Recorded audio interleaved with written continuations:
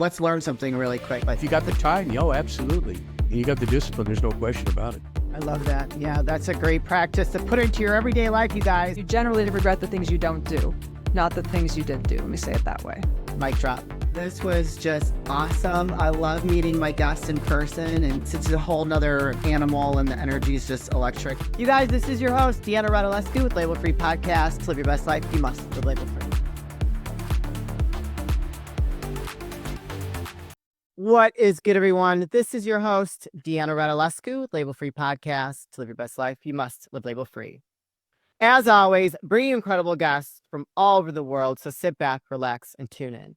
My next guest is an award-winning film and voice actress. She's also the writer and producer of Kate Hugo, Murder After Mayhem. Please welcome Elizabeth von Isser. Elizabeth, welcome to the show. Hey, thanks for having me. I appreciate it. It's a pleasure to have you here. You shared with me how passionate you are about where you are in your life right now and why you wrote the film that you wrote. So before we get into talking about the film, which you guys, by the way, very well done. Very, very well done. I was super impressed. I watched the trailer, but we'll get into that in a little bit. Can you please share your feelings about why you wrote this movie and what led up to it? Well, I am now 65 years old. So I've been acting professionally about 10 years. And as the years have gone by, my opportunities have gotten less and less. And any opportunities that did come across for me were always for the elderly cancer patient. You don't look like that at all.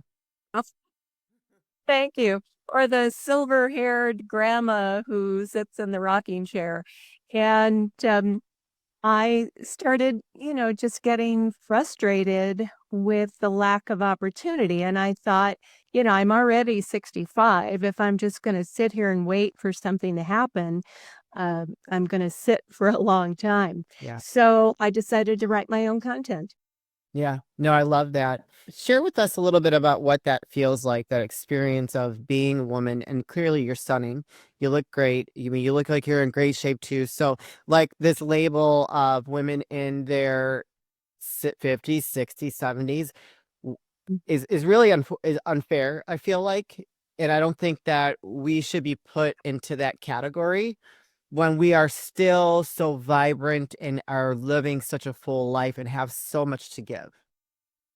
Right, I agree. I think as society, I think we typically have the opportunity to label each other right away based on, without even knowing anything about that person. Yeah. Based on their age, based on their gender, based on their religion, based on any number of labels. Thank you. I mean, we all do it, and I'm sure I do it too. But the entertainment industry, I think, is especially bad at that, and make the assumption that basically any woman over the age of 40 is no longer interesting, is no longer capable of portraying anything but, the mature grandmother with a couple lines here and there. And I just don't agree with that, and decided to try and do whatever I could to change that perception. Yeah. Well, yeah, I don't agree with that either. I think that, it seems to be changing a little bit, slowly the needle is moving, because you're starting to see women that, some of our favorites that have been around for a long time, that are in their later years, that are getting some roles, are getting movie roles, and they're doing a great job. And for me, that I love seeing that, because that's reality. Yes, we want to go to the movies and we want to have this this experience, but we still have to live in reality and it has to be relatable, right? To kind of live in that fantasy world when you're watching a movie. And so I love it when I see some of that diversity come across the screen. You know, I've loved movies. That was something I used to do with my father when I was little, and I collected them for many, many years. And when on DVD, now you don't have to do that anymore because everything is streaming, right?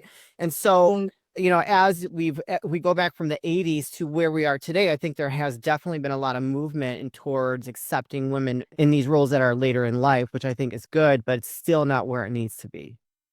Well, I think that needle is moving slightly, but I think primarily only for, name actresses, A-list actresses. And while that's a good step forward, I'm hoping that this film will help show that there are more actresses out there with the talent to carry more meaty roles. Yeah. So, Yeah, I like that. So tell us a little bit about your inspiration behind writing the film. Like, what was that moment where you're like, that's it, I'm just going to write my own film, my own script. And then obviously there was the next phase of producing it and acting it and all that. But let's start from the beginning. Where did that inspiration come from, and why Kate Hugo Murder After Mayhem? well, like I said, I was a little frustrated, but at the same time, I happened to be reading a book called The Pinks, which was all about the female Pinkerton detectives way back in the 1850s.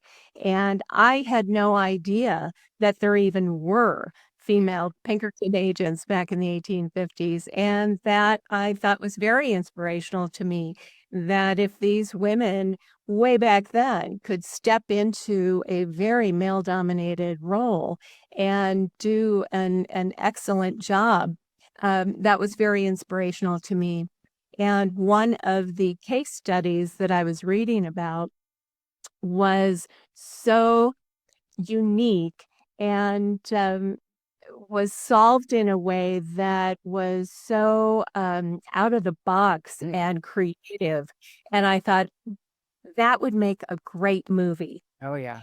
And so the plot of my story is actually inspired by that true crime Oh, wow. that was solved back in 1858, I think.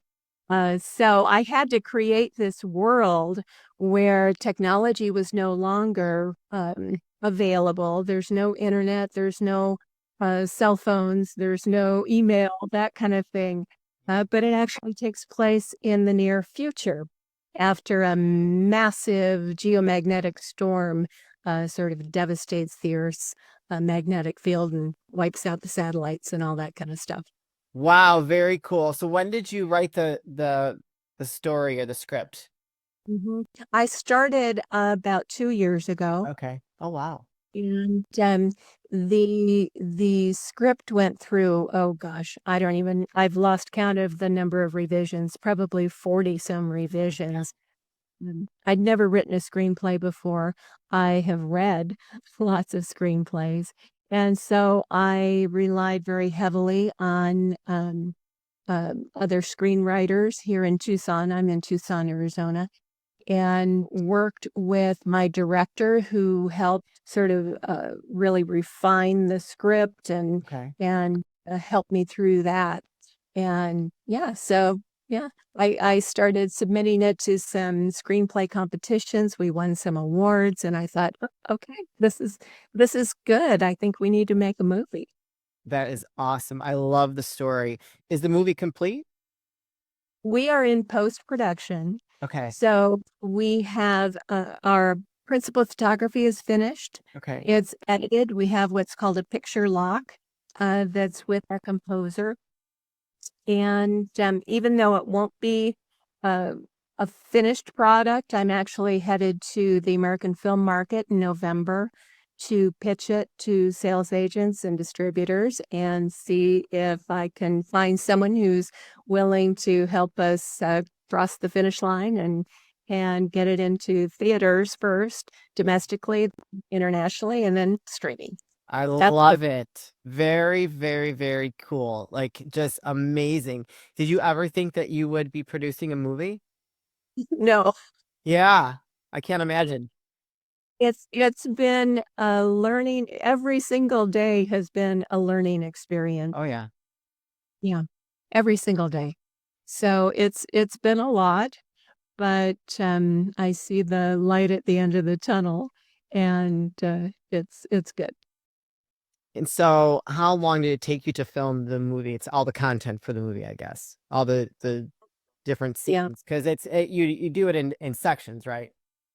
Yeah, you do it by scene, not anywhere even close to being in order, which is challenging. But we had a 16-day shoot schedule, and we've got 11 cast members, and we had about 25, a little over 25 crew members.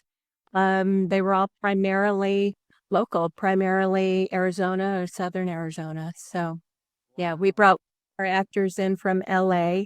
That was Will Roberts, who was General George C. Marshall in Oppenheimer. Hmm, So we brought in from LA, but everybody else was local. that's amazing. How'd you get funding for this? Because that has to cost a lot of money. Well, that has been absolutely the biggest challenge. And I think you would find that that's the case with every filmmaker. We had to keep our budget under 300,000 because we went SAG ultra low budget. So we can't go even a penny over 300,000. So what exactly does that mean? So just so the audience knows, and so that I know too, because I've never heard that before. Well, SAG is Screen Actors Guild. Yes. And we had particular actors that we were interested in that were union actors. And so in order to be able to hire them, we needed to get the SAG signatory and follow all their rules and make sure that we were able to pay all of their actors. Okay.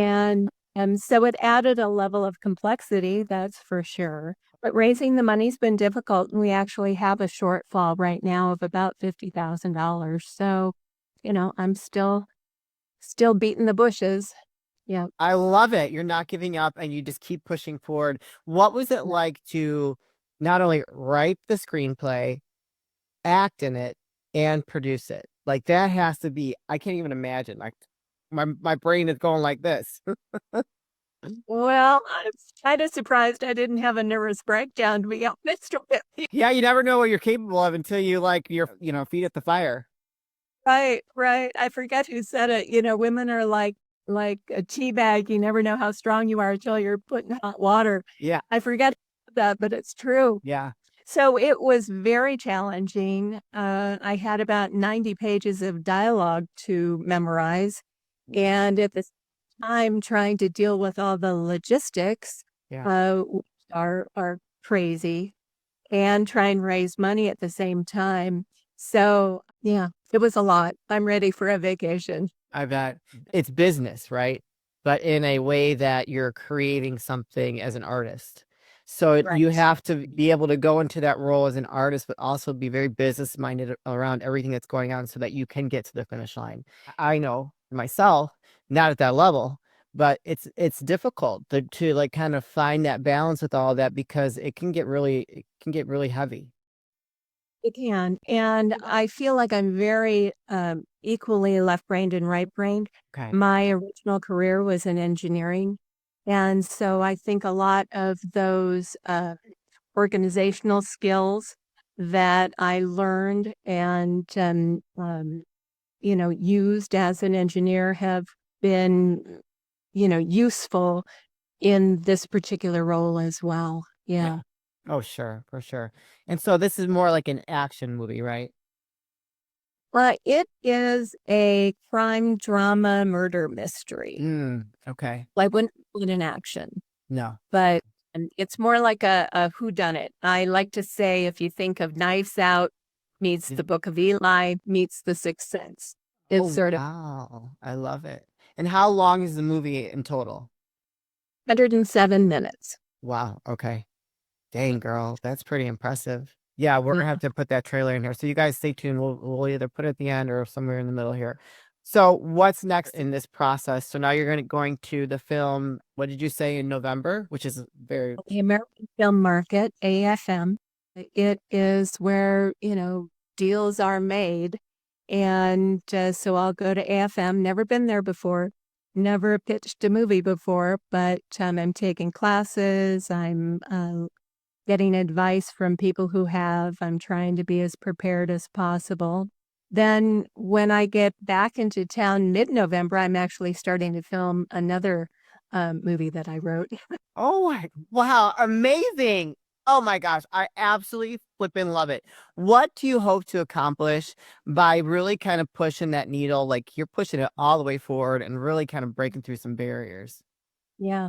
Well, I figure, the older you get, the more you really start thinking about your own mortality.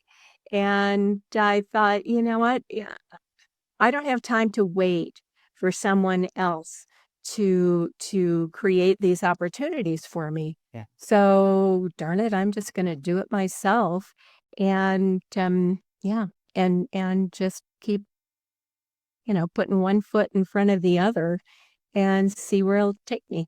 Yeah. I love it. The one that's coming out that you have the trailer for and the new one, have you hired on other women of the same age?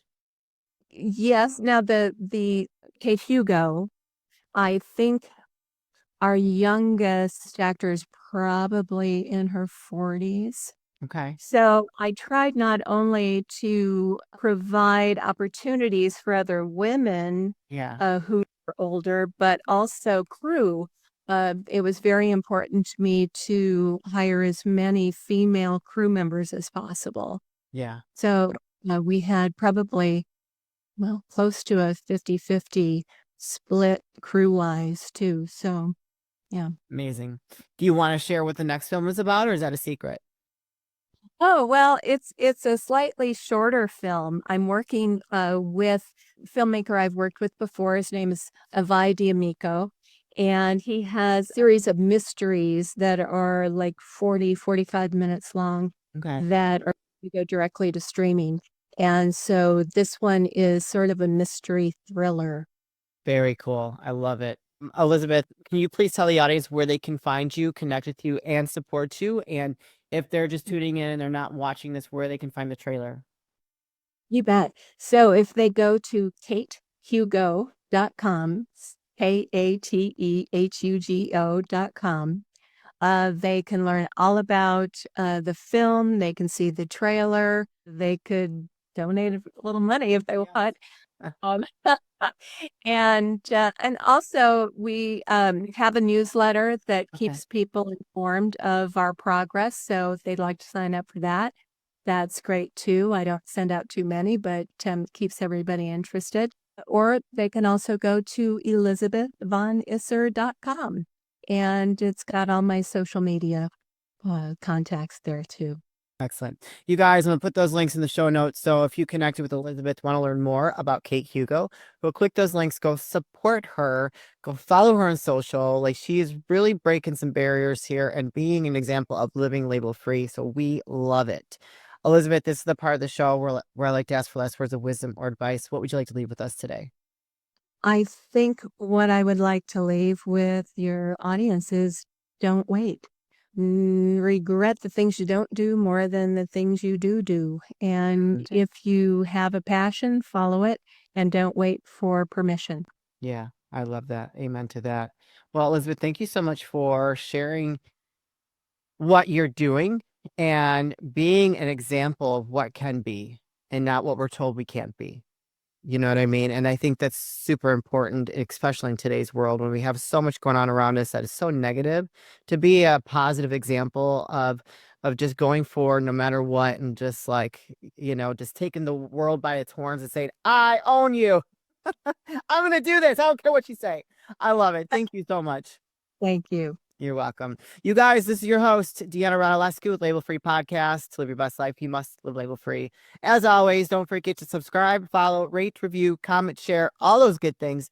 And I'll be back soon with more dynamic guests. The following information is part of the National Emergency Broadcast System. The National Oceanic and Atmospheric Administration is reporting imminent danger to all major cities around the world from what they're calling a coronal mass ejection event.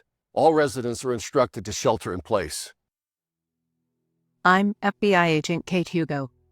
When the world fell apart, I was assigned to a special task force.